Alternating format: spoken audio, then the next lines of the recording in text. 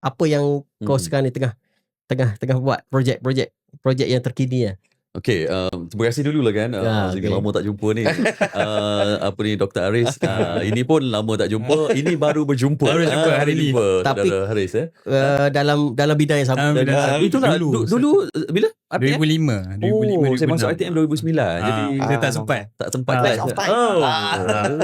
Dulu wartawan lah. Wartawan. Ini masalah pengacara. Dia tanya soalan pula.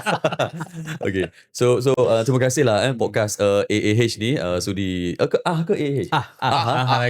Okay. Sudi jemput saya. Tak tahulah, harap-harap cerita saya ni ada yang nak sudi dengar lah. So saya bertugas di RTM sejak tahun 2009.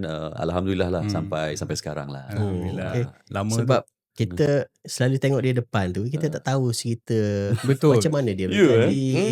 Kita pun sebenarnya tak tahu tau apa insiden yang berlaku. Tapi sebab beliau ni orang yang dalam pengacaraan ni kira antara top ranking lah. Betul. Yang mengacarakan majlis-majlis yang beristiadat. Betul.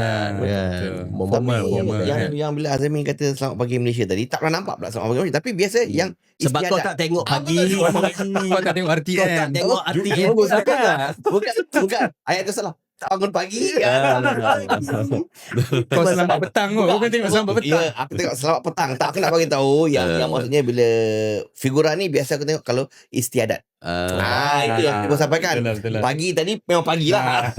Tapi kalau istiadat biasa kita nampak figura ini depan TV. Tapi hari ni rasanya bertuah lah.